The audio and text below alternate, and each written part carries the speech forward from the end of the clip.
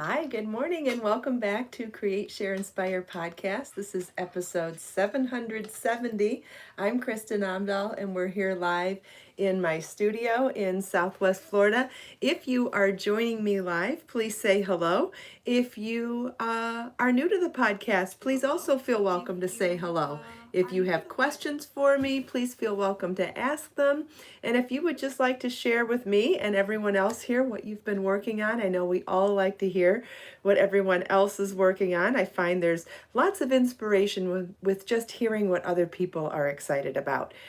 Let's see. Hi, Kimberly and Joe, Lisa. Good morning, Grace and Linda, Barbara, Thea, Lily, Mariana, Rita, Judy, Jane. Lisa's almost done with an Afghan. That's wonderful. Hi, Angela. Hi, Carrie. Hi, Judy.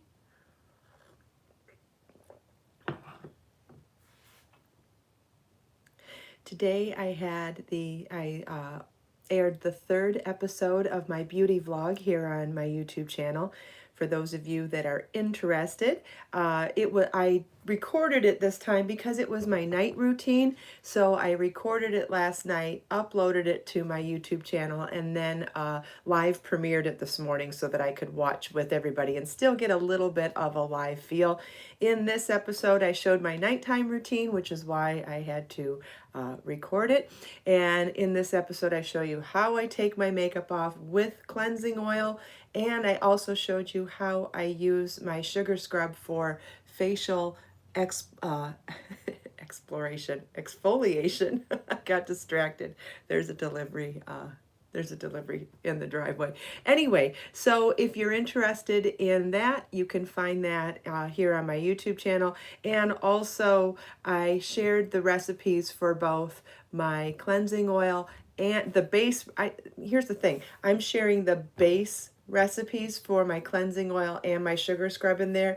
If you are interested in aromatherapy at all, you can add essential oils to either one of them if that works for you.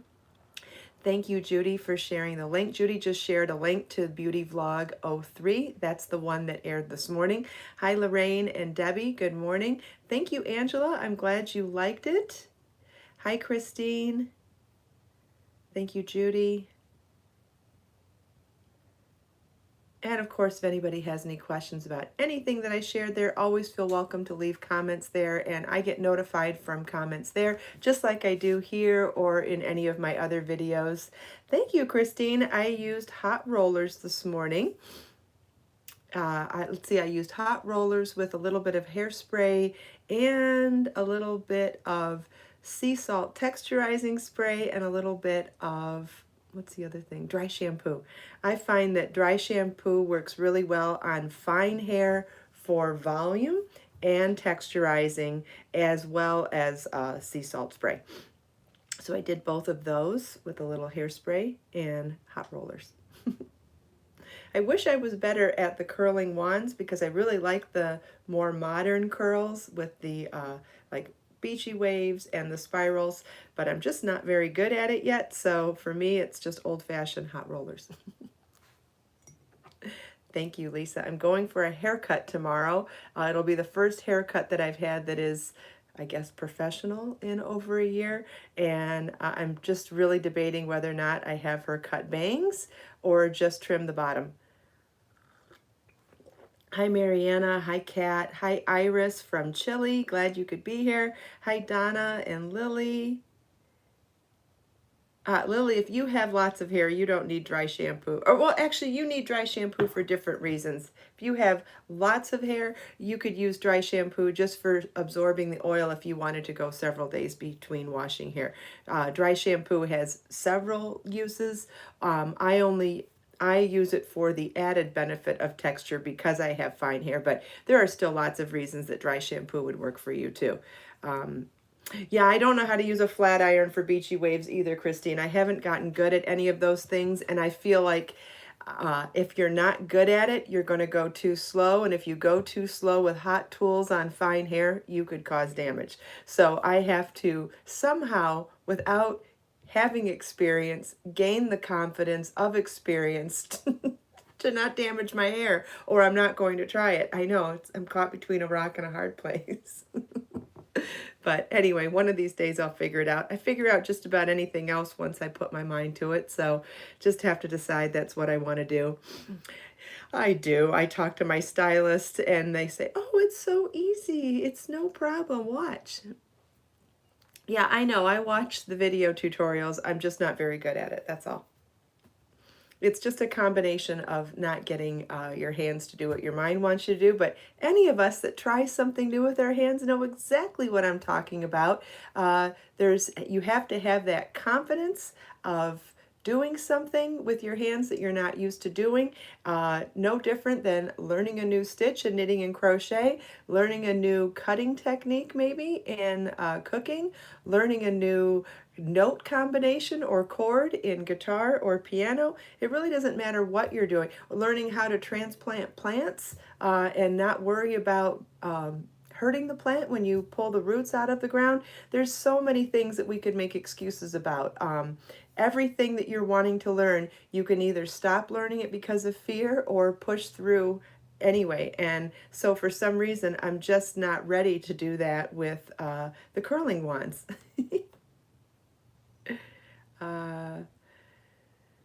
Kat, do I have a tutorial for the Bruges top from my book Continuous Crochet? I do not yet. I do not. But that is one of the patterns that I could remake in one of my own yarns, and it is on my list to remake, and when I do, there will be tutorial videos for it. That is a really fun pattern. Hello? Somebody want to come in? Bjorn wants to come in this morning. For some reason, if a door is like this much open, they push on it acting like they can't do it. Yep, it's on the list, Kat. Thank you. Thank you, Sharon. I love my colorful background too.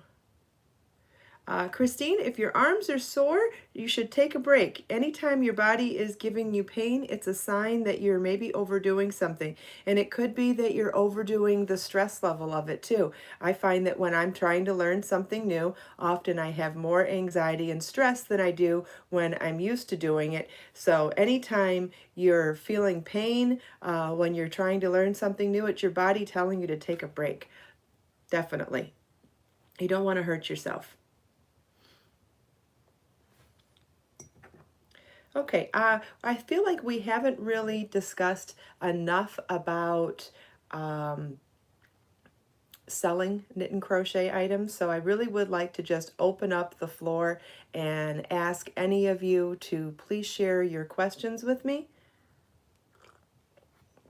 or even knit and crochet as a business. I feel like we kind of just cracked the surface the other day, and I feel like there were a lot of people that still had questions and we didn't get to nearly all of them. So anybody that wants to talk about anything, ask me anything. Ask me about figuring out the cost of items. Ask me about figuring out your market. Ask me about marketing. Ask me about where you should sell items.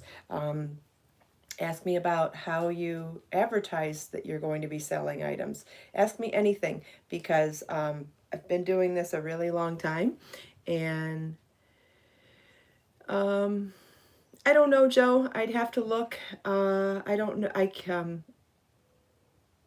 Where should you sell crochet items? I think that you could sell, I think people sell crochet items everywhere. I think that it's important to figure out where you can get an amount of money that you are happy getting for your items. So sometimes it's through word of mouth. Sometimes it's through setting up shopping spaces. I think some people sell on Amazon Marketplace and some people sell on Etsy. If you had your own website, there could also be, if you could just put the word out there. Sometimes people just don't know that you're willing to sell things. You could just put the word out on your social media or in your friend circles and say, hey, I'm you know those really cool things that I make and wear all the time? I'm selling them now. If you or anybody wants to know. Sometimes it's just about saying it, getting the words off your chest. And this actually combines with, oh, I just lost my train of thought because I was reading at the same time. people can't read your thoughts, right? Whether it's in relationships, in business, anywhere. And nobody can read your thoughts. So if you're wanting to sell things, just get it out there. Start saying it.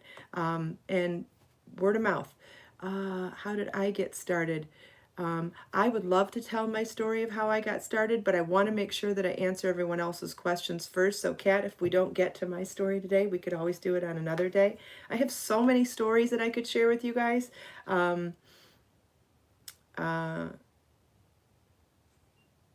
the process of promoting a pattern.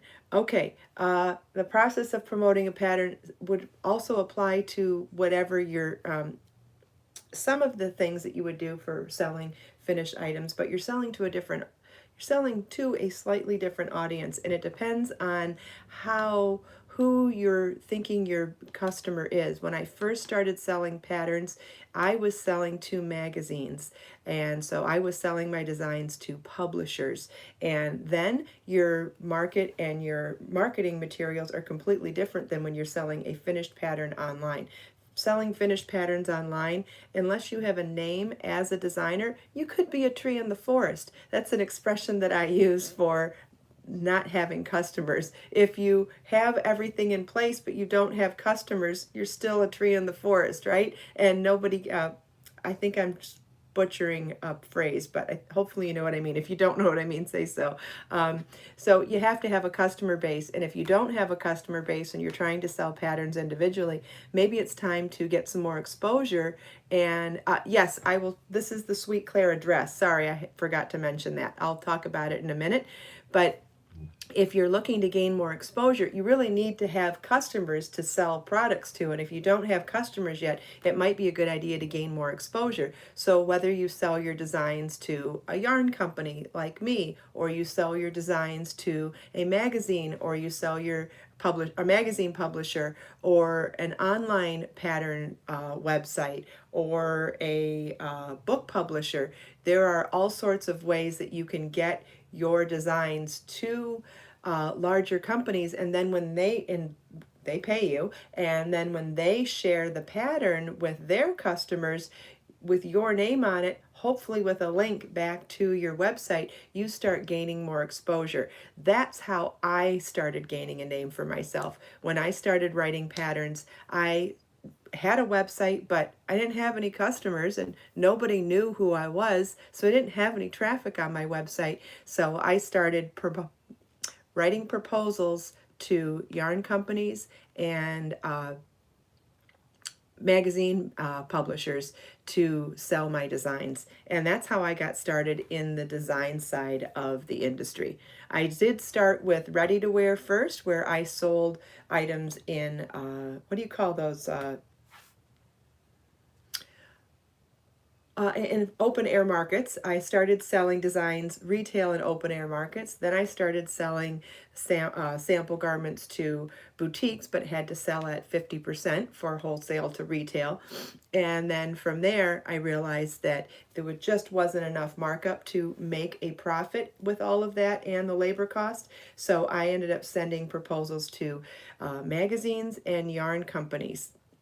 And let's see, I wasn't sure if I wanted to be a knit designer or a crochet designer, so I thought, well, I'd just as soon do both. So I sent off one knit proposal to Knit Picks, and I sent off one crochet proposal to Plymouth Yarn, and I figured whichever one got back to me first would be a sign that that's the craft I should pursue for a business. And it turns out they both said yes, but not just yes, they both said emphatic yes, excited yes right away. So I took that as a sign that I should pursue both crafts for professional, should pursue both crafts professionally. Hi Edna, good morning. Hi Geraldine. Yeah, you could, if you're looking to be a professional designer, getting any sort of credit from having been featured in a magazine, on a prominent website, or any of the larger companies like that would be a good idea.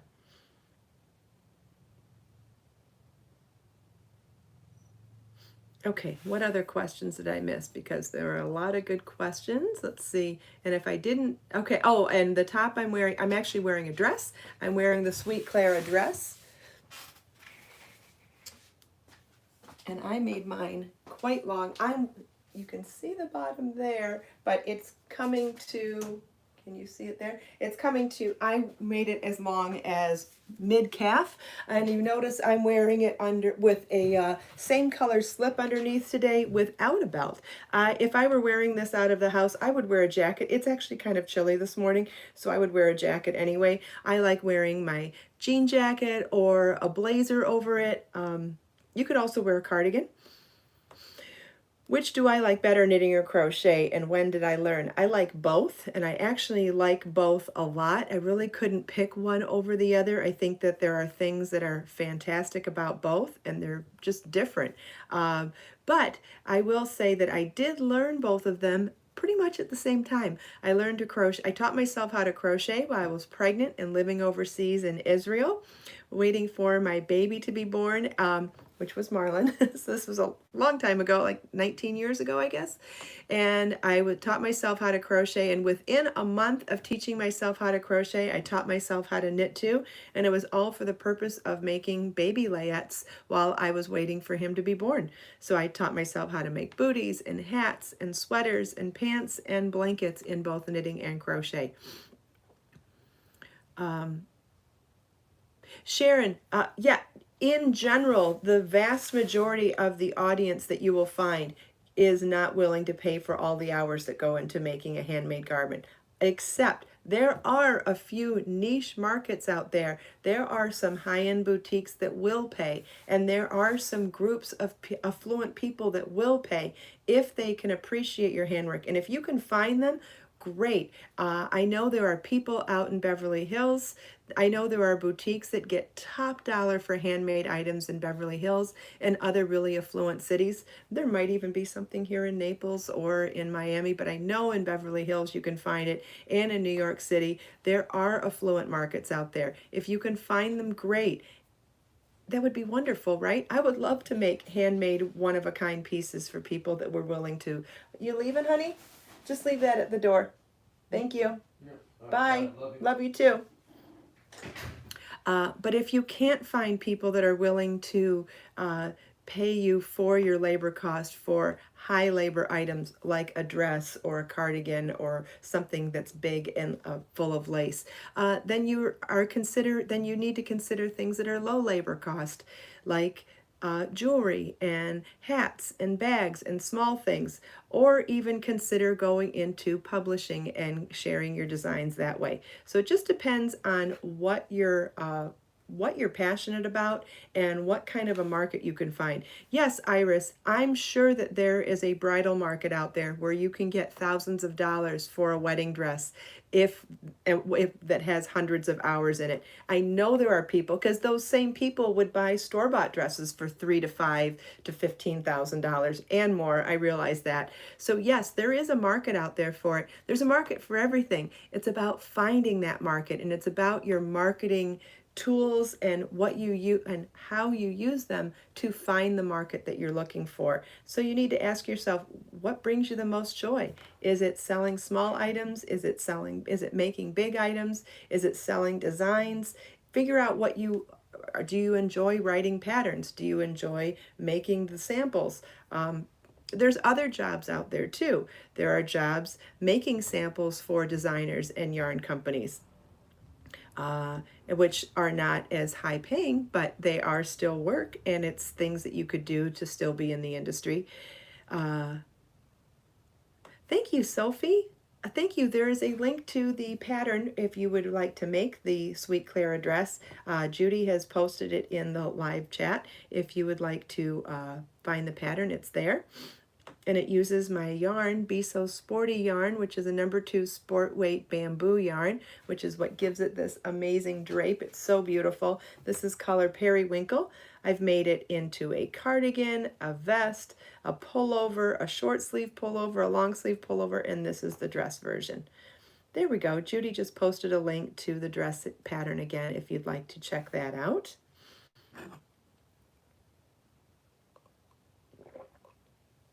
Hi, Stacy. I'm glad you can make it too. So I'm taking questions this morning about the business aspect of knitting and crochet. So if you are an aspiring designer, if you are an aspiring maker and you want to make for a living or make to sell, I'm definitely willing to take your questions. I've been in the industry for 17 years and I've got lots of experience in different aspects of the business. So I'd be more than happy to answer your questions.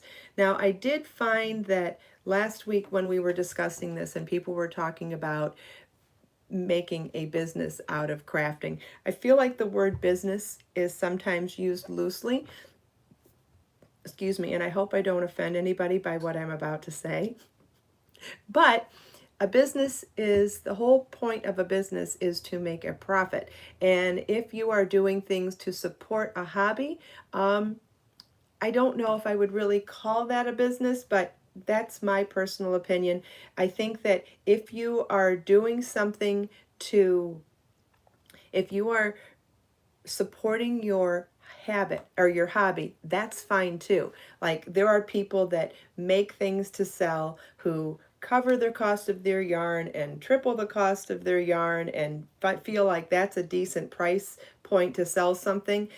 That's fine. It's not covering your labor cost, so you can't really call it a job or a business if it's not making enough money to support yourself. However, if it is something that you're doing that's somewhat for fun and for making money to support your yarn habit or support how you're paying for your yarn, and even supporting you for giving you something to do with your crafting so that you aren't just stockpiling projects, I am all for that and I think it's wonderful. But Christine,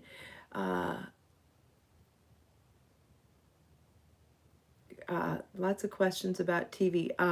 I still am on TV. I still do the TV shows. It's a very part-time gig.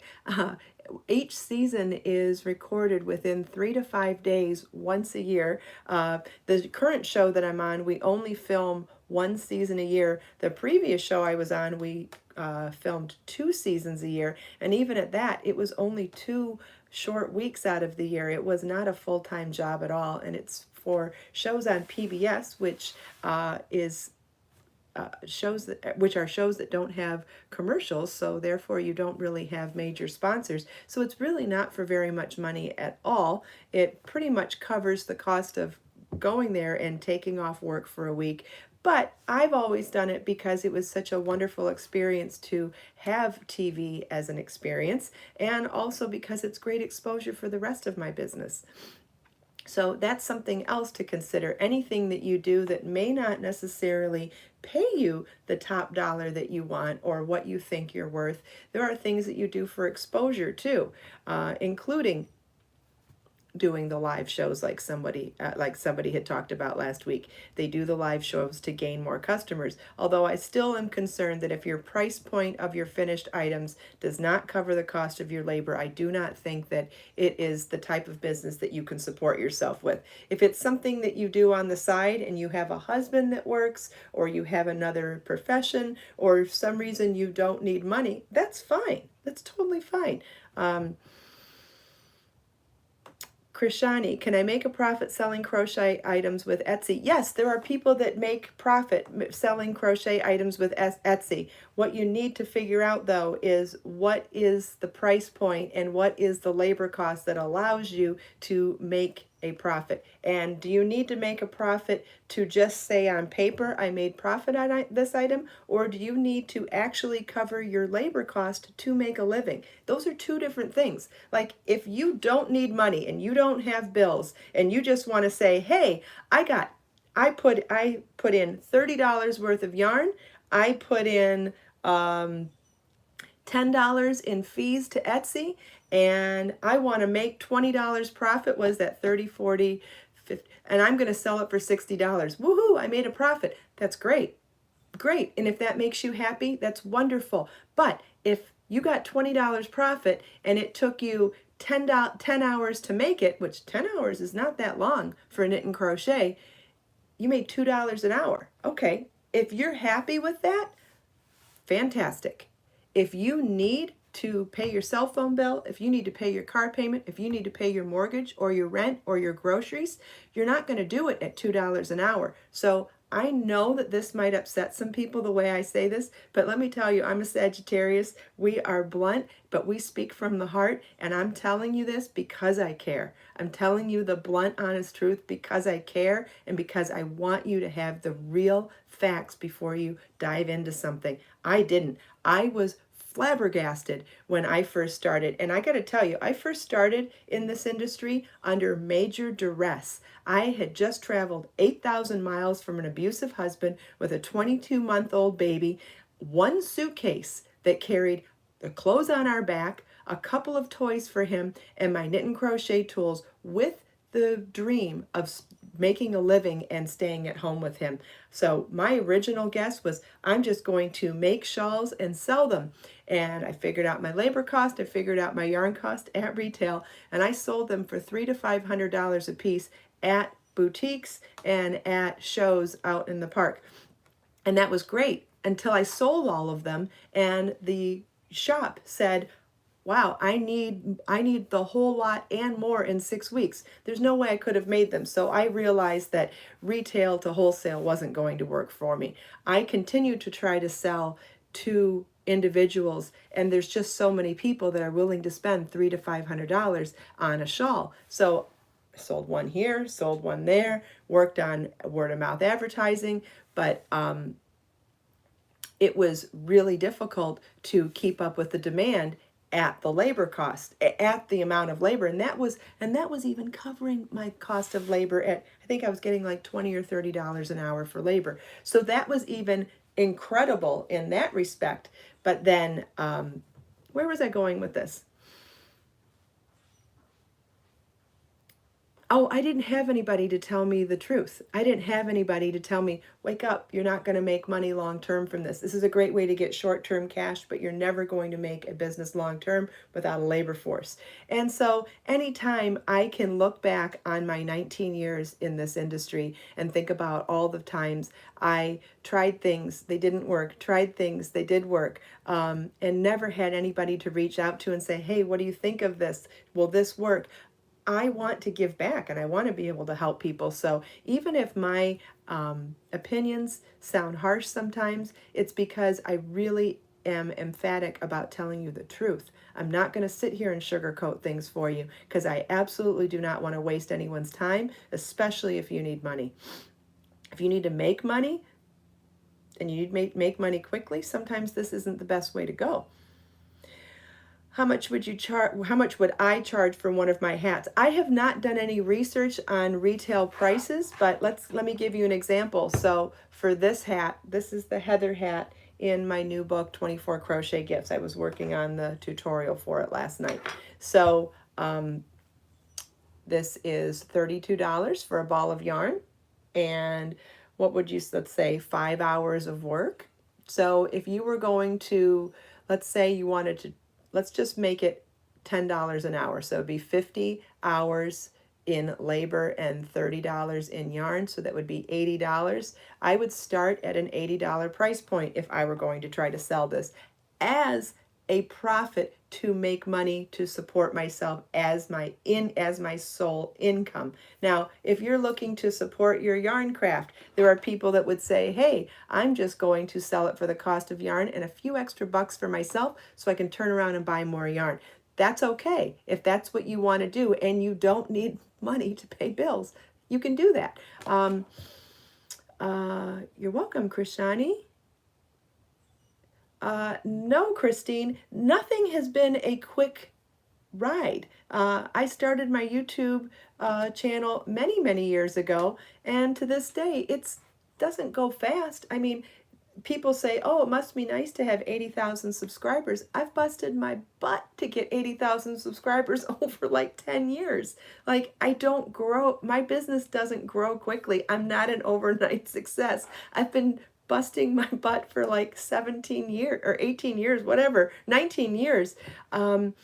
Nothing has gone quickly for me, and I've never worked less than 80, 90 hours a week. Like It's all a lot of work. I spend an extraordinary amount of hours a week working on my YouTube channel. I spend an extraordinary amount of work every week working on new designs and books. I spend an extraordinary amount of work every week winding yarn and dyeing yarn and shipping yarn. And so every part of the business is labor intensive. And then I commit my time to do a live stream here every single day. And I'm not saying this to make myself look important or anything. I'm saying I hustle and I work hard, and I'm still not an over, and there are lots of YouTube channels that have 10 times as many followers as I do. I think Nastasia's has 1 million subscribers. I think Mikey and the Crochet Crowd have 1 million subscribers. There's plenty of people out there that are way more successful than I do and not wearing as many business hats as I wear. So maybe I'm not the person to ask for business advice, but I do not give up, and I do work everything like a business, and I do things in order to pay bills because there is not another income source. So for that reason, I think my advice is valid.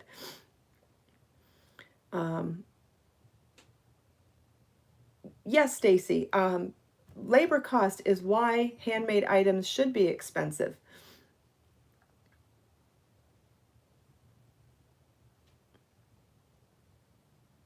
Yes, Lily, and I still work a lot. You're right. Thank you, Angela. Thank you. I appreciate it. I pour my heart into my designs. I find it, at what point did I make a living? I've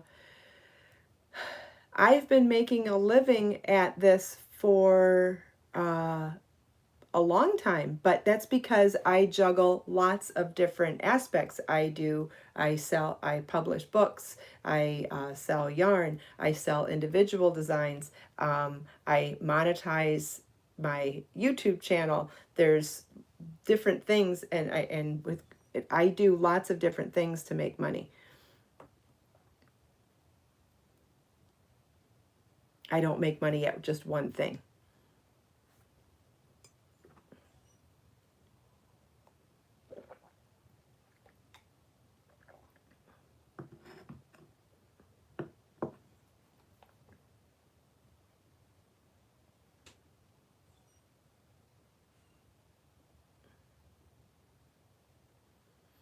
Thanks, Angela. I appreciate it.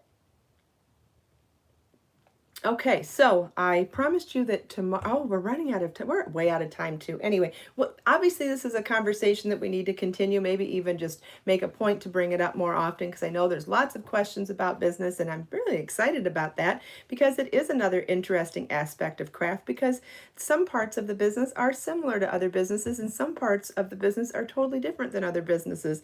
Having said that, though, I am going to probably get a hold of my new website today. It won't be launched for a while yet. We still have to test it out and everything, but I am going to get to test it out for the first time today. So I'm very excited about that. So cross your fingers for me that everything goes well. Thank you all so much for taking time out of your busy day to spend a few minutes with me. And thank you so much for all of the great questions. I appreciate it so much.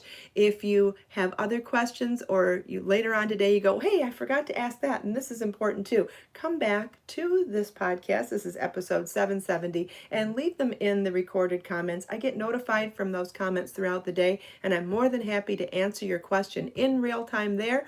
Or if it's a big enough question, I'll save it for another podcast, and then we can discuss it in further detail with everybody else in our awesome community too. Let us make time to create, share, and inspire today and every day. Have a wonderful day, everybody, and I'll see you tomorrow. Same time, same place. Bye-bye.